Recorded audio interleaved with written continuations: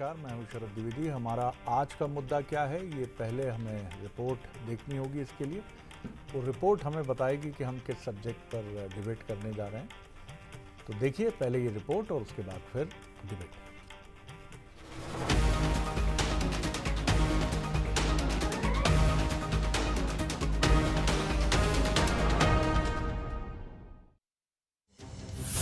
जनता सीधे चुन सकेगी जिला जनपद अध्यक्ष।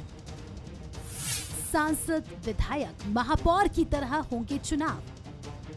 बड़े बदलाव की तैयारी में मोहन सरकार। डायरेक्ट होगा पंचायत अध्यक्षों का चुनाव। जी हां, मध्य प्रदेश में जिला पंचायत और जनपद पंचायत अध्यक्ष का चुनाव अब डायरेक्ट हो सकता है। जिस तरह जनता अपने सांसद, विधायक और महापौर को चुनती है, ठीक उसी तरह अब वो जिला पंचायत और जनपद अध्यक्ष का चुनाव कर सकेगी। सूत्रों की माने तो ये चुनाव सभी दलीय आधार पर यानी पार्टी सिंबल पर हो सकता है।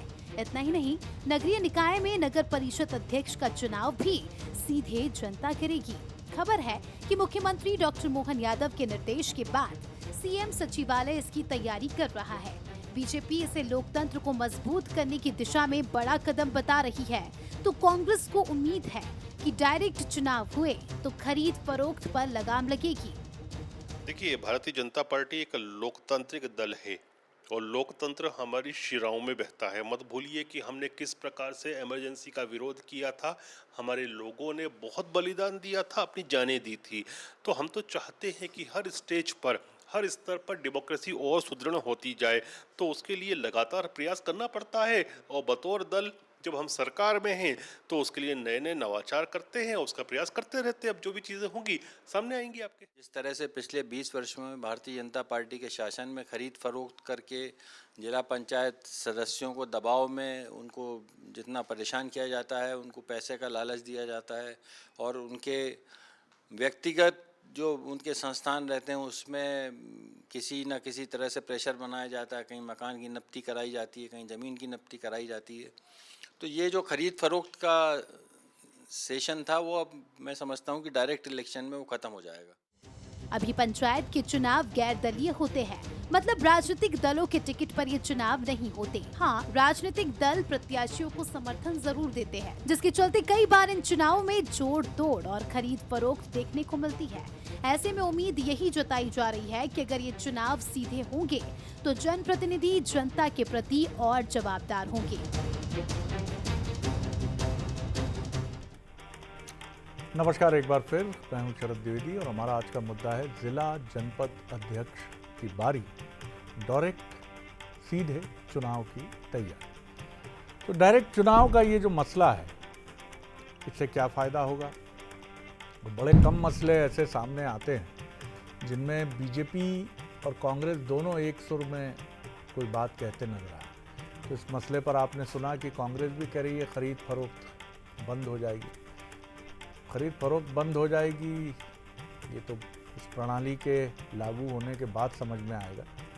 लेकिन इतना ज़रूर है कि डायरेक्ट चुनाव की ये प्रणाली कहीं ना कहीं ये भी बताती है कि अगर ऐसा होने जा रहा है तो ये मैच्योर डेमोक्रेसी की तरफ भी इशारा करती है और बढ़ी हुई जिम्मेदारी की तरफ भी इशारा करती है कि प्रत्यक्ष चुनाव जिला और जनपद अध्यक्ष की एक अच्छी पहल के तौर पर तो इसे देखा जा सकता है।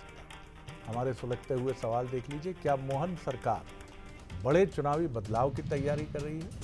क्या जिला जनपद अध्यक्ष और डायरेक्टर चुनने से खरीद फरोख्त पर लगाम लगेगी? क्या डायरेक्टर चुनाव से जनप्रतिनिधि जनता के प्रति और जवाबदेह होंगे? ये भी एक अहम सवाल है। जो मेहमान हमारे साथ जुड़े हैं उनसे मुलाकात कर लीजिए। स्टूडियो में मेरे साथ हैं अजय सिंह यादव जी, बीजेपी के युवा नेता और प्रवक्ता हैं, बहुत स्वागत है। और मनोज सैनी जी हैं, एग्जीक्यूटिव एडिटर पॉलिटिकल अफेयर्स, वो हमारे साथ हैं। और साथ ही जुड़ रहे हैं मृणाल पंत, कांग्रेस के प्रवक्ता हैं, उनका भी बहुत स्वागत है। मनोज जी, लाभ हानि का गणित राजनीति में देखा ही जाता है, लेकिन यहाँ ये जो फैसला लेने की बात सामने आ रही है, आप कैसे देखते हैं इसे? और इससे क्या वाकई ये जो हमारा पंचायत स्तर का चुनाव है ये और ज़्यादा मैच्योर होगा और मजबूत होगा, या आपको लगता है इसके पीछे कोई राजनीतिक एंगल भी है, और अगर है तो वो एंगल क्या है? देखिए, अगले जो चुनाव होना है मध्य प्रदेश में वो 2027 में होंगे शरद जी। 2022 में चुनाव हुए थे और ये ठीक 2027 यानी 28 से पहले होंगे। तो मुझे जो समझ आता है कि सरकार ऐसा समझना चाहती है कि जिस तरह वो काम कर रही है, एक तो अपने काम पर विश्वास, इसका मतलब ये है, और काम को अपने विधानसभा चुनाव से पहले टटोलना भी चाहेगी। यदि जिला पंचायत के चुनाव सीधे हो जाते हैं, जनता सीधे अध्यक्ष को चुनती है, जनपद के अध्यक्ष को चुनती है, तो इसका मतलब ये है कि एक वानगी देखने को मिल जाएगी। समझ आ जाएगा कि ग्रामीण क्षेत्रों में सरकार की स्थिति या वर्तमान में भारतीय जनता पार्टी, क्योंकि ये जो चुनाव होंगे ये उस पर होंगे जिसमें सबके अपने सिंबल होंगे, सिंबल के आधार पर होंगे, तो जाहिर है ये समझ आएगा। लेकिन पिछली बार जब कांग्रेस कमलनाथ की सरकार थी तो उन्होंने कराना चाहे थे प्रत्यक्ष तौर पर चुनाव, पर बाद में इसी सरकार ने, शिवराज जी की सरकार ने अप्रत्यक्ष तौर पर चुनाव कराए, जिसको लेकर काफ़ी विरोध भी देखने को मिला था।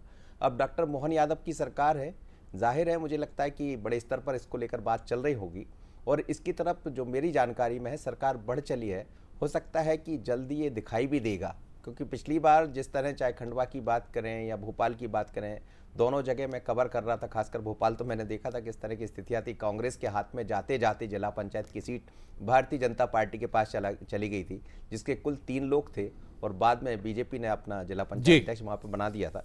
तो ये सब चीज़ें खरीद फरोख्त बंद हो जाएगी, इसमें कोई शक नहीं है। पर क्या ये हो पाएगा, क्योंकि अभी इस कैबिनेट में प्रस्ताव आएगा, उसके बाद फिर विधानसभा के पटल पर रखा जाएगा, तो अभी थोड़ा सा वक्त लगेगा। लेकिन 2027 आते आते मुझे लगता है सरकार इस तरफ बढ़ने जा रही है। तो एक तरह से नब्ज पर हाथ रखने की कोशिश है कि हम, जैसे आप कहते हैं कि प्री पोल सर्वे की तरह हो सकते हैं, अगर इस प्रणाली को लागू किया जाएगा तो प्री पोल सर्वे ये बता देगा कि क्या स्थिति है, और आपको चुनाव के करीब करीब 1 साल पहले ये मालूम पड़ जाएगा कि चुनाव का मिजाज क्या कह रहा है, कांग्रेस को भी, बीजेपी को भी, और रूलिंग पार्टी के लिए ज़्यादा ये फीडबैक मायने रखता है। चलिए मृणाल जी की तरफ चलता हूँ। मृणाल जी, आपकी सरकार जब थी 2018 में, तब ये निर्णय लागू करने की बात थी, लेकिन अब जबकि एक बार ये फैसला उल्टा जा चुका है बीजेपी की सरकार से, तो आप पूरी तरह इस बात की उम्मीद आपको है कि ये बीजेपी सरकार इस पर आगे बढ़ेगी और आखिरकार ये प्रणाली मध्य प्रदेश में लागू होकर रहेगी? चर्चा के लिए चुना है, इसके लिए मैं आपको बधाई देता हूं। पार्टी के तौर पे कांग्रेस पार्टी ने इस पर अभी एक राय नहीं बनाई है कि वो सरकार के इस निर्णय का समर्थन करती है या विरोध, क्योंकि ड्राफ्ट अभी सामने नहीं है, और उसमें जो बहुत सारी उपधाराएं रहेंगी कि जो छोटे चुनाव होंगे सरपंचों के, क्या वो पार्टी के बैनर तले होंगे, क्या उसमें चुनाव चिन्ह दिया जाएगा, तो ये सारी चीजें जब तक सामने नहीं आती तब तक पार्टी की ओर से आधिकारिक बयान देने की स्थिति में मैं नहीं हूँ। लेकिन मोटे तौर पे कांग्रेस पार्टी का अभी तक जो स्टैंड रहा है और पंचायतों को लेकर जो मानस रहा है, उसके संबंध में मैं जरूर कुछ बातें आपके सामने रखना चाहता हूँ।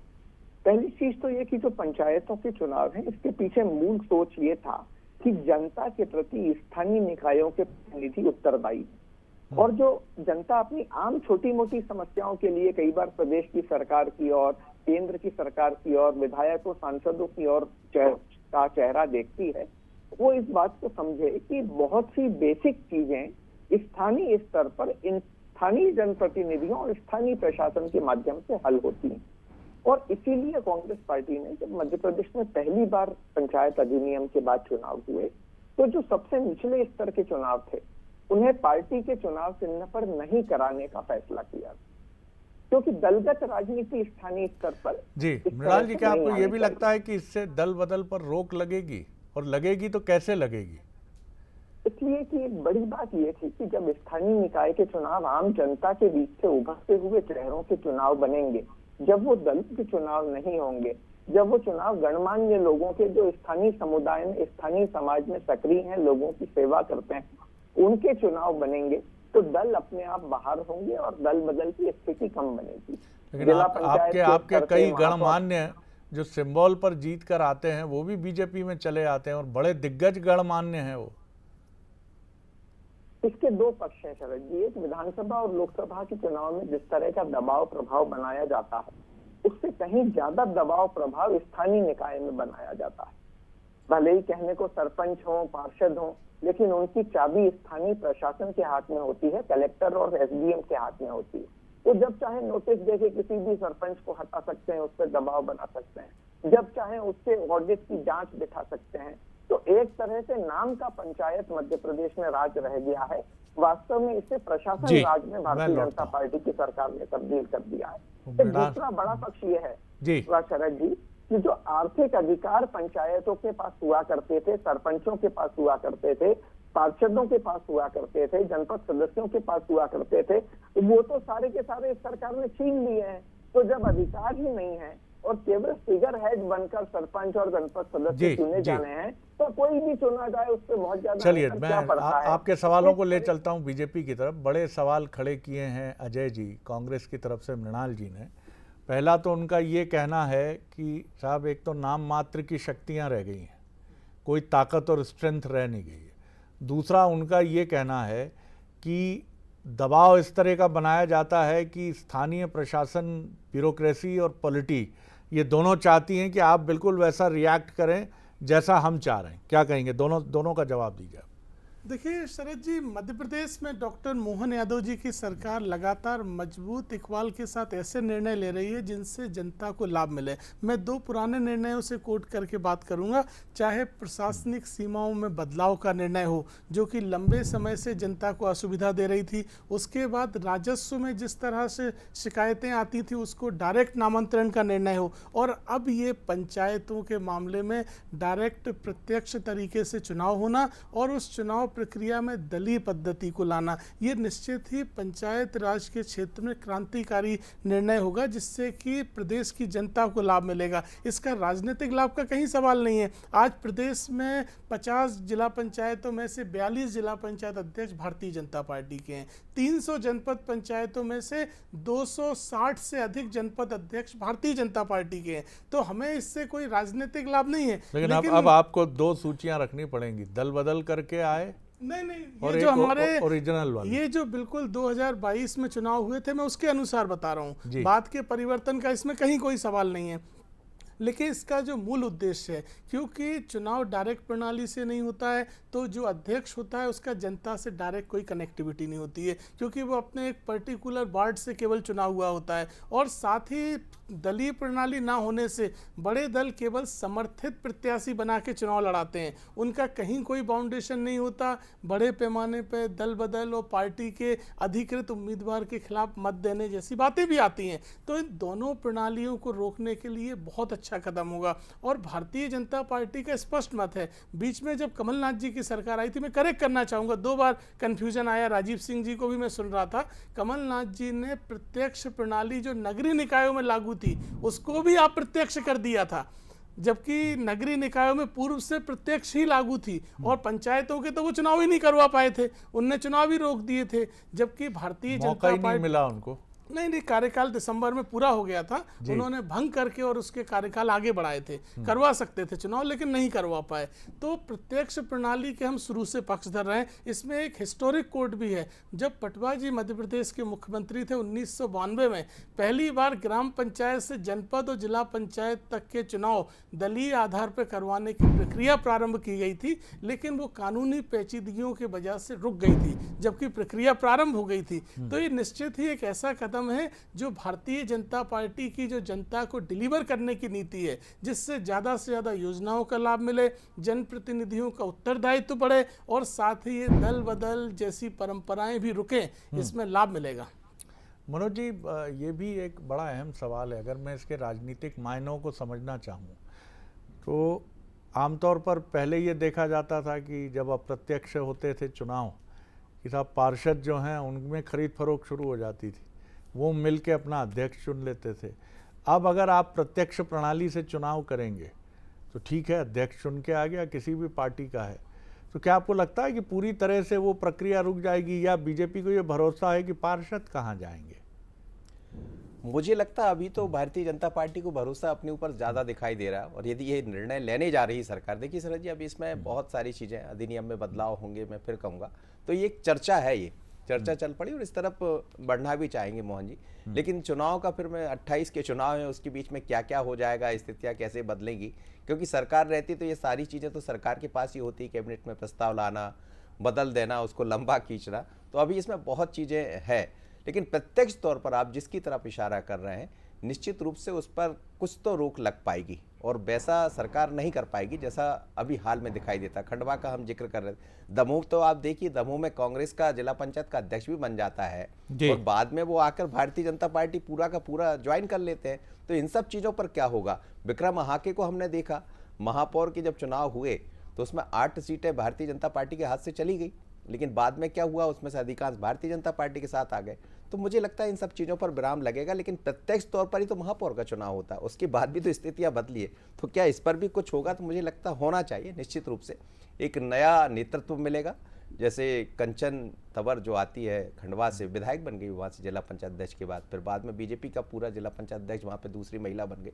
तो ऐसी चीज़ें जरूर दिखाई देती, पर इसमें बहुत सारी चीज़ें अभी आड़े आएंगी जैसा मुझे दिखाई देता। मृणाल जी, सवाल ये भी है कि प्रणाली कोई भी हो, लेकिन बात निष्ठा की भी है और वो बड़ी अहम बात है। जैसे राष्ट्र प्रेम की बात हम करते हैं और उसके प्रति गहरी निष्ठा का भाव हर सच्चे भारतीय में होता है, पार्टी के प्रति भी एक निष्ठा का भाव कांग्रेस के लिए तो बहुत ज़रूरी है और हर चुनाव के पहले उसको भी निष्ठा प्रेम का ये संकल्प अपने हर एक कार्यकर्ता में बहुत गहराई तक उतारना होगा। क्योंकि प्रलोभन की जो बात होती है, चरित्र की परीक्षा तभी होती है जब सामने कोई लोभ या लालच का विकल्प होता है और इसमें व्यक्ति अक्सर फिसल जाए तो निश्चित तौर पर उस पार्टी के प्रति, जिस पार्टी से वो जुड़ा है, उस पर भी सवाल उठते हैं। तो आपके लिए महत्वपूर्ण ये भी है, प्रणाली भले ही कोई भी हो, चुनाव लड़ने आए हैं, देश की सबसे पुरानी पार्टी है, लड़ेंगे, लेकिन ये भी नहीं होना चाहिए कि कहीं आपके लोग जिस तरह से कच्चे और माफ़ कीजिएगा प्रलोभन के आगे जिस तरह से उनकी चीज़ें सामने आई हैं, प्रलोभन हो या नाराज़गी हो, वो बंद होना चाहिए। आखिर प्रलोभन तो आपके सामने भी रहा होगा।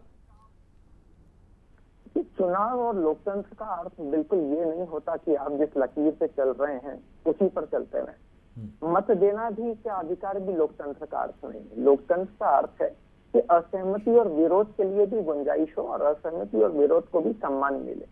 कांग्रेस पार्टी जब नेताओं का चयन करती है तो केवल पार्टी लाइन नहीं देखती, वो ये देखती है कि जनता के बीच में किन लोगों की स्वीकार्यता है और जनता के बीच में कौन लोग लड़ते रहे हैं।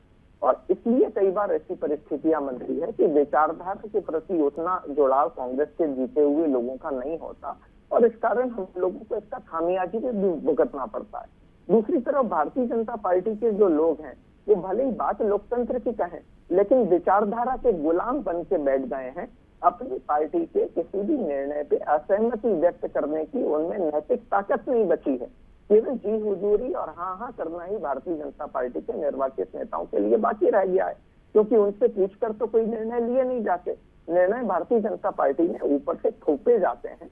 लेकिन कांग्रेस की संस्कृति विचार विमर्श की रही, असहमतियों की रही है और इस कारण ये परिस्थिति जो आप कहते हैं इसमें पैदा होती है। मैं स्वीकार करूंगा कि ये हमारी कमजोरी है, इससे भागने का हमारे पास कोई रास्ता नहीं है। खुले दिल से हम इस कमजोरी को अपनी स्वीकार करते हैं, लेकिन ये किस पृष्ठभूमि में पैदा हुई है ये भी मैंने आपके सामने रखने का प्रयास किया। एक बड़ी बात है, मैं शरद जी बस 2 मिनट इसमें और जोड़ना चाहूंगा, वो ये है कि स्थानीय निकाय के चुनाव जब अप्रत्यक्ष प्रणाली से होते हैं तो पार्षदों के लिए, जनपद सदस्यों के लिए, जिला पंचायत के सदस्यों के लिए अध्यक्ष के मन में सम्मान और जवाबदेही की भावना होती है।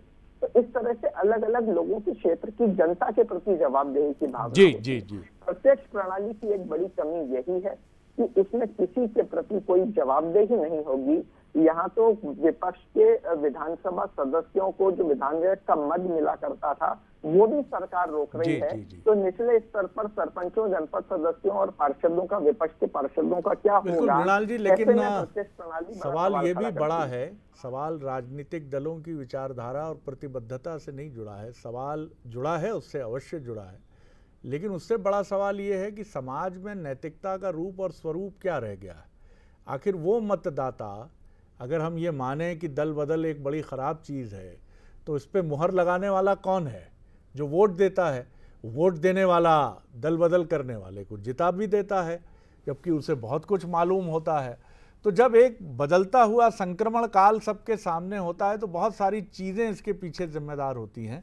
उसको भी समझने की कोशिश ज़रूर होनी चाहिए कि ये आज से 40-50 साल पहले क्यों नहीं होता था और अब क्यों होता है। अब मान लिया गया है समाज में कि ये शिष्टाचार है, वक्त की ज़रूरत है। अजय जी, आप कुछ कहना भी चाह रहे थे। देखिए शरद जी, मैं मृणाल जी को भी सुन रहा था। कांग्रेस के तमाम नेता जमीनी सच्चाइयों से दूर एक आत्ममुग्ध अवस्था में बात करते हैं। हमें छोड़िए, आपकी एक कार्य समिति जो 11 महीने बाद जारी होती है, आपके वरिष्ठ नेता अजय सिंह और लक्ष्मण सिंह की बात ही सुन लीजिए, तो आपकी पार्टी के क्या हालात हैं वो कहीं छुपे नहीं हैं। और साथ ही ये जो पद्धति अभी, क्योंकि ये तो अध्ययन के स्तर पे कहीं कोई निर्णय नहीं लिया है, लेकिन कांग्रेस पार्टी के लिए एक जमीनी दिक्कत भी है, क्योंकि भारतीय जनता पार्टी संगठन आधारित दल है, हमारा बूथ स्तर तक संगठन है। अगर मध्य प्रदेश में 23,000 ग्राम पंचायतों के चुनाव दलीय आधार पर हो जाएं, जनपद पंचायत को जिला पंचायत, तो हो सकता है कांग्रेस को तो उम्मीदवार भी ना मिले ग्राम पंचायत स्तर पर चुनाव लड़ने के लिए। इसलिए कांग्रेस पार्टी के लिए एक दूसरी दिक्कत है। साथ ही जिस तरह से दलीय आधार पर जब आप जनता के बीच में जाते हैं तो जनता के प्रति जवाबदेही बढ़ती है, क्योंकि वो व्यक्ति कहता है कि हमने इस दल के नेता को चुना है, तो वो सरकार तक पे जवाबदेही होती है। और अगर इंडिपेंडेंट होते हैं तो जवाबदेही कहीं ना कहीं कम होती है। ये पद्धति जनता को ज़्यादा डिलीवर करेगी।